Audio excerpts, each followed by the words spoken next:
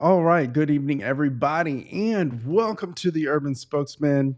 My name is Chris Sanders, and I'm giving you, the micromobility users, the news they need to stay up to speed on micromobility and urban infrastructure in New York. So, last week, the Trump administration attempted to cancel congestion pricing. And as you know, congestion pricing is where if you drive into the central business district of Manhattan in New York City, you will pay a $9 toll once per day. And so, what this does is to allow drivers to contribute to New York City's public transportation and contribute to the wear and tear they do on our streets. So, so you know, sometimes you have to pay where you lay. So, Trump administration tried to cancel it, and to my surprise, Kathy Hochul came out with a forceful statement. I mean, I was like, girl, this is amazing. This is the type of person I can vote for. Someone who's gonna put their foot down and stand firm and stick up for what they believe in and stick up for us New Yorkers. We're constantly getting shit on by everybody else in the country. Meanwhile, we are providing we are overperforming our share of the economy. You know, the train alone generates the subway train that nobody wants to fund or that everybody's complaining is so bad is generating like trillions of dollars, multiple trillions of dollars in the economy. And so when you can generate that kind of income with the economy, people complain about paying billions of dollars to keep it running, to keep it fixed, to keep it going, to expand it. Like if something is generating $2 or $3 trillion, like the New York City subway train, you should want to fix it, and you should want to keep that money going because that's going to flow down to the people like me, regular people, people even more poorer than I am. So look, look, Harlem, they need accessibility in Harlem. They've been asking for accessibility for 2 decades. So I'm like, do it. Get started. I mean, the federal government should just pay for it flat out. Just get it done. Get it started and get it done. Quit stalling and, oh, I don't know, and da da da da. They need it. Period. End of story. And Kathy, you know what? Trump tried to cancel congestion pricing, and Kathy Hochul said, absolutely not. We passed a law at the state and federal level, and we got the approvals, and it is a done deal. And look, I'm not a lawyer, but I suspect that it's going to be like a Facebook situation with, Facebook literally being allowed to buy up all its competitors by the Obama administration. Where, now when you try to come back and say that Facebook is a monopoly and they should be broken up into the parts like Instagram and WhatsApp,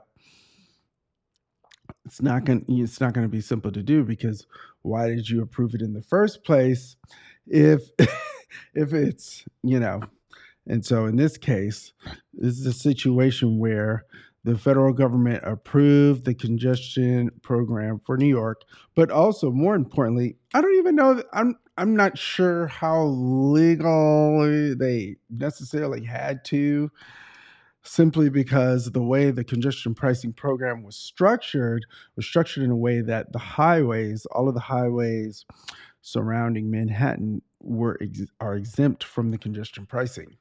So I don't know, but I'm just thrilled that Kathy Hochul has decided that she is going to defend it. And if you live here in the central business district of Manhattan, you know, everyone knows that it's actually gotten more popular. People can get to their destinations faster. They can get to work faster.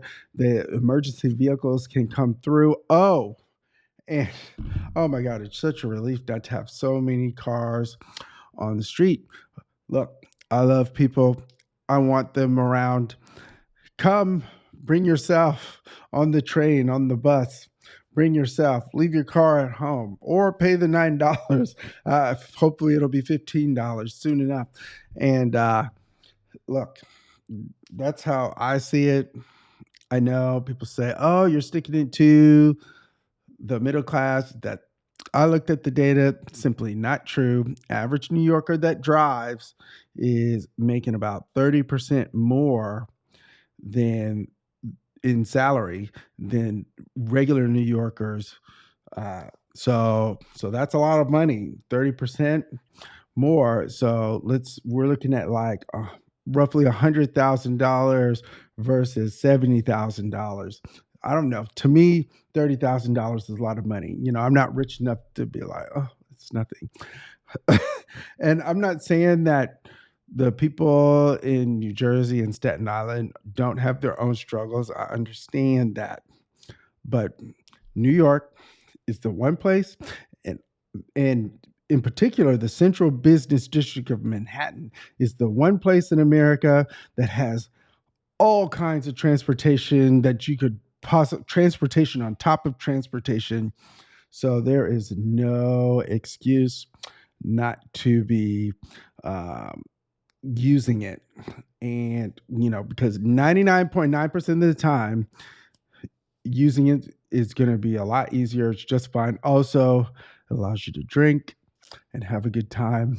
So, um, so like I said, I understand that, we all have to make choices in life, and sometimes we have to choose to do the right thing by taking the public transportation. People say, well, it's not. Long Island Railroad is safe. New Jersey Transit is safe. Even the New York subway is safe, safer than cars. And I get it. It feels like when I go down into the subway, sometimes it feels a little sketch. Not gonna lie, not gonna lie. Feels a little sketch, but um, you know, it is what it is. so, so like, look, we we we uh we need this congestion pricing, and I've dug up the article here. Let's take a quick look at it. All right, so here we go. Hochul finally finds her voice defending congestion pricing from King Trump. Woo! Love that title. Governor Hochul scorned President Trump for killing congestion pricing, finally, loudly, proudly standing up for the tolling program. Tolling tax, that's what it is. Um, and that is just fine. I'm happy with it. Look, it cuts off like 10% of the cars, so that it cut off over 1 million trips in 1 month. Woo! Love that.